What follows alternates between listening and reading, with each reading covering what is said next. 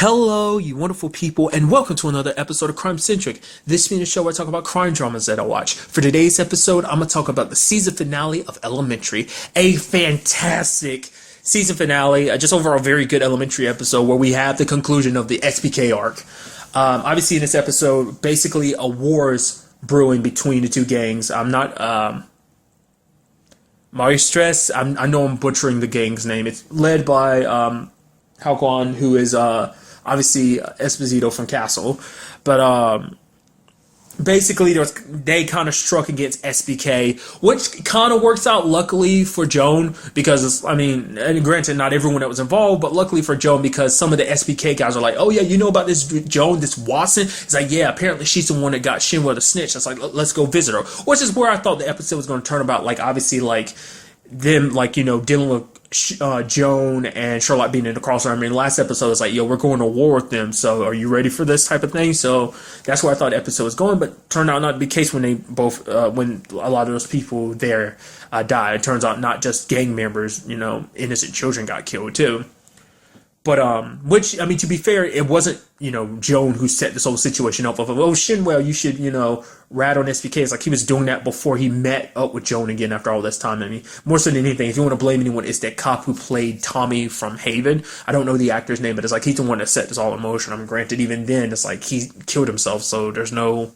I mean, the whole thing was kind of an illegal action of him just trying to, use some gangbanger like Shinwell, who's not really worth the time that no one will really care about or miss, it's like use him as a pawn to get this whole thing started, so really it falls down on him. But also, side note, I brought this whole thing up last episode about Guzman being like, oh, Guzman is the bad guy and everything.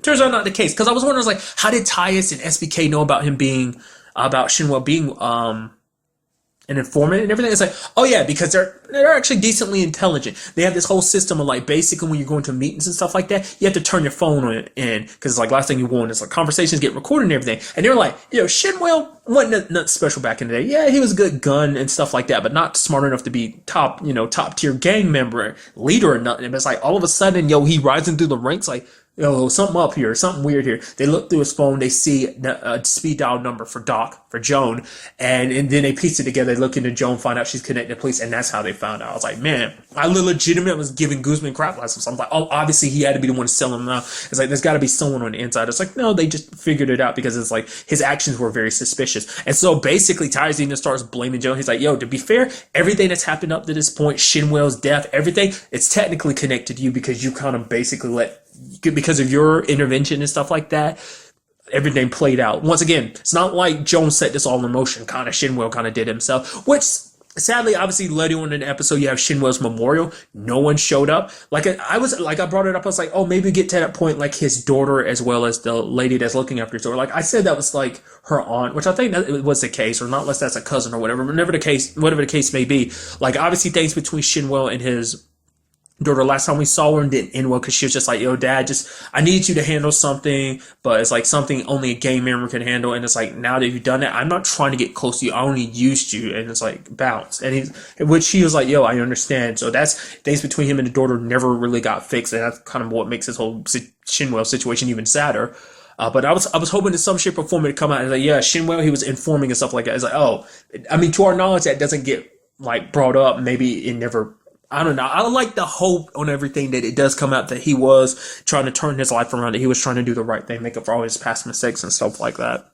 But obviously, like, it was just a crazy episode because it's like, obviously, like, the whole thing is about trying to stop a gang war, but it's like, oh, obviously, like, how Khan and his people started the gang war by attacking all the SBK members. It's like, oh, actually, twist is his sister was murdered by an SBK member, so that's what this was.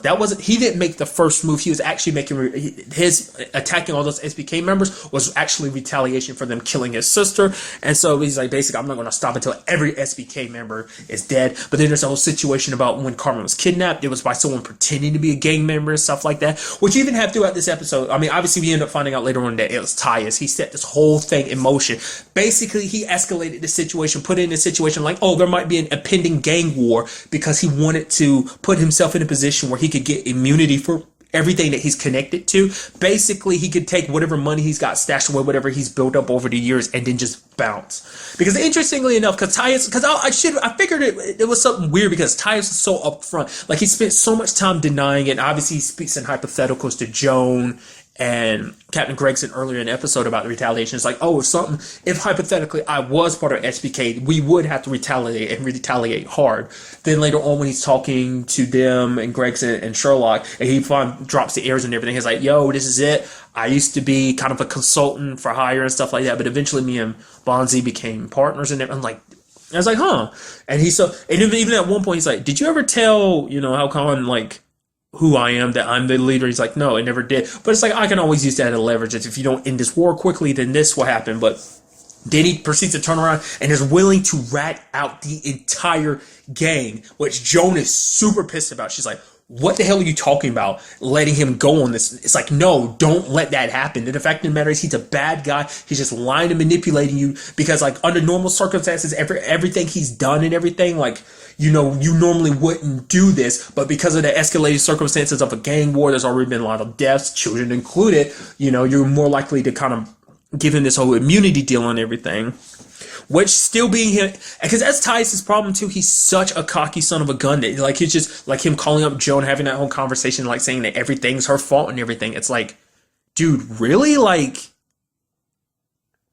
you're a sack of crap. Like, I mean, to me, it's like you don't entice the enemy that much more. It's like Joan already hates your guts and wants to take you down for what happened to Shinwell. You're just adding more fuel to the fire. And the last thing you want is someone like Joan who's very dedicated and very good at what she does to come after you. But he was an idiot and did that. Basically, Joan went to the one person she felt like she could go to, and that was Hal Khan. It's like, I'll help you out with this whole situation, because it's basically like, yo, you help me prove Tyus is the murderer, you can have access to him. Because when it was all said and done, like, because what happened was Tyus ended up getting bit by Carmen, and so she had blood in her mouth, which Joan had noticed during the recording. Well, we also ended up finding out later on he ended up washing her mouth out with bleach after he had, killed her and everything, which was adding more fuel to the fire, just how much he sucks. But he didn't get all of it because there was still some blood in her throat.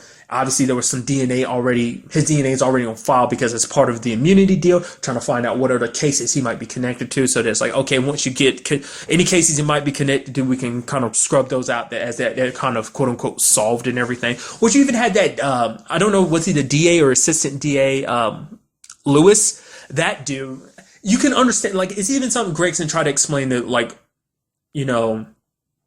Joan, which is like, yeah, she gets it. Like, I get the bigger picture. It's like taking down Tyus by himself doesn't amount to the amount of taking down like the 150 plus like members of SBK. You'd be taking down an entire gang. Which at the same time, you're like, well, the fact of the matter is that's kind of might be considered a political move. They never really outright said it to his face, but they were kind of alluding to it before the conversation and everything. Like, everything he's doing is kind of for a political thing, so it'd help out his political future and everything. Especially because they went to him last episode. I think it was him and they went to last episode trying to get a little leeway with the case and everything, but once the message page that they were using to kind of dish out orders and stuff was deleted and everything, then he kind of like backed down and stuff. Like, so he was like, oh, this isn't enough sufficient evidence to kind of get me to give you a warrant, stuff like that. Nevertheless, so like, yeah, you see the greater good type of situation, but with Joan, it's like, no, it's personal. He's up here manipulating everyone, manipulating the system. The fact of the way it matters is he killed Shinwa. I'm not going to let him get away with it. Which, sadly, not sadly, sadly for him, but luckily for everyone else, it's like he gets busted, which is like, yeah, your immunity deal's already gotten rid of, because he's like, yeah, but I already signed my immunity deal. It's like, oh yeah, no, but your immunity deal was set on, like, predicated on the fact is that you perjured yourself because you said that you didn't kill Carmen, that someone else did. But it's like, wait, now let's find out that you're lying. Once again, you perjured yourself, so that kind of gets rid of your immunity deal. Yeah, and now the fact of the matter is you're going to jail. Also, not only are you going to jail, we also get to keep your confessions and stuff like that, ratting out all your boys. So that's a whole bunch of members of SBK that are also going to be going to jail with you. Plus, you got to watch out for Hal Khan and his people. So it's like, better watch your back type of situation. I mean, especially considering because it even came out on record that he poisoned his brother Bonzi. So I'm wondering what's going to happen once that gets back to his mom and stuff like that, to everyone who finds that out too. Obviously, that represented like the biggest part of the episode. Another big part of the episode was kind of the fallout between Joan and Sherlock. For the very beginning of the episode, she's asking, okay, Sherlock, What's up with you? You've been off lately. The fact of the matter is, you're just kind of like distracted. You go missing for hours at a time. The fact of the matter is, you wanted to go to a meeting and stuff like that. She even goes to the point, she's like, "Are you using it again?" He's like, what are you talking about?" It's like the way you're acting and everything. You're not acting like you. You're even sleeping more lately, which is like the thing. That was the thing I kind of pointed out too. It's like, yeah, it's kind of weird that he sleeps, that she's actually catching him off guard most times. It's like, part of me is like, oh, maybe it's just because Joan's a lot more motivated because of Shinra and stuff like that. But it's like, no, he just got, it seemed odd and different. And it's like, oh yeah, this whole situation, like with this lady, which I definitely would get into soon enough, but it's like, wow, things kind of played out like that.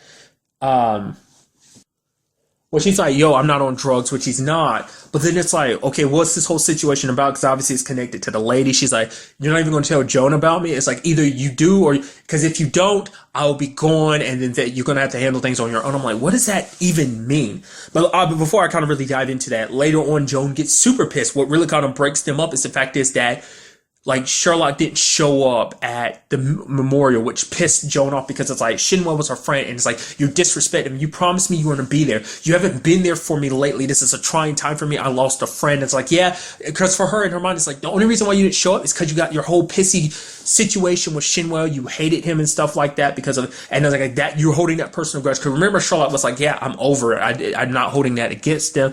But at the same time, it's like, Sherlock was treating Shinwa like a criminal and stuff like that. It's like, he's no different from Tyus. Only difference is Shinwa was an idiot. Tyus is actually smarter about everything.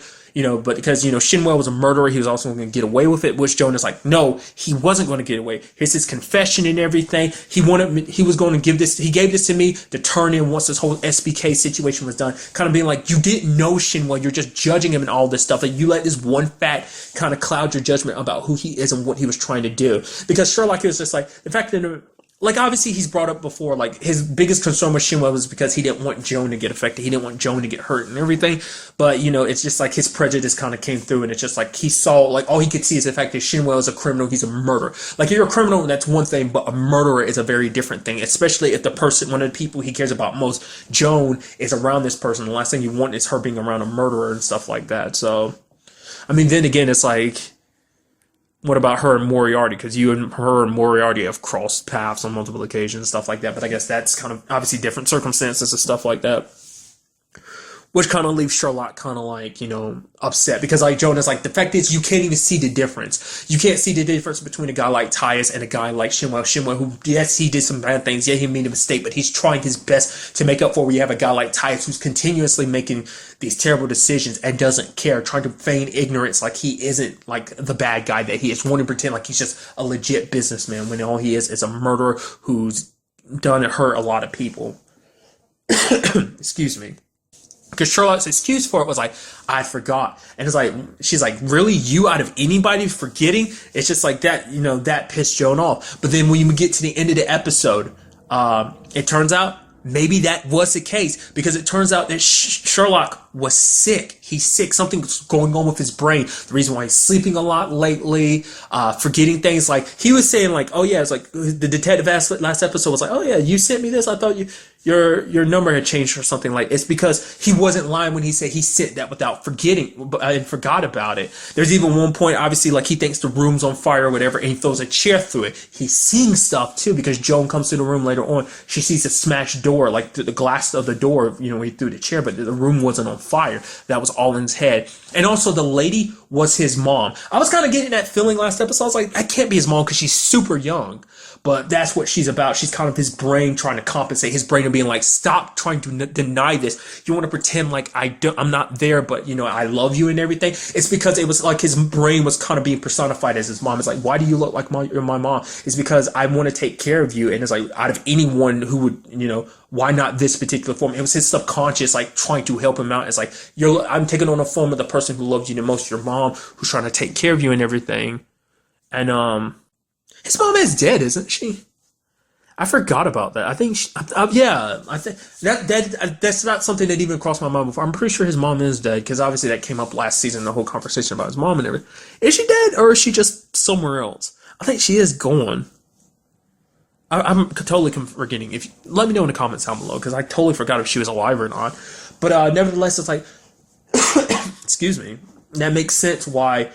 So that's why he's just kind of been off his game lately. And like, why he said the thing he said to her about forgetting and stuff like that, and treating Shinwell like I think on some level, like, he's actually afraid to admit that certain things are wrong, that he's not on top of his game. Because for Sherlock, his brain, his mind is everything that he has, and if that's gone, then what does he have left? Because let's not forget, his brain is also what keeps him from getting hooked to drugs and stuff like that. I mean, to be fair, like, his mind might also be, obviously, his addiction. I mean, obviously, that kind of runs in the family a little bit, which is still kind of, I think addictions do run in a family. Like, if someone is predisposed to a certain thing, like if someone in your family is an alcoholic, that means that predisposition could run through you like that. It is kind of like, I don't know if it's necessarily, I mean, to certain things, I think it's kind of maybe a genetic thing. I'm not going to sit here and try to break down the science of it, but like, obviously, like, that's what kind of, Moreland was getting at last season. Like, oh, your mom was a junkie, you're a junkie. Like, you were kind of obviously you're going to end up this way because of your mom, which, obviously Sherlock didn't know about his mom using drugs too and everything, but nevertheless,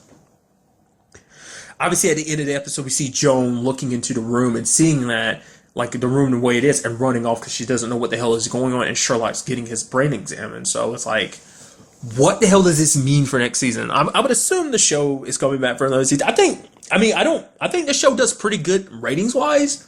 I think it does pretty well. I mean, that's just me though, but still.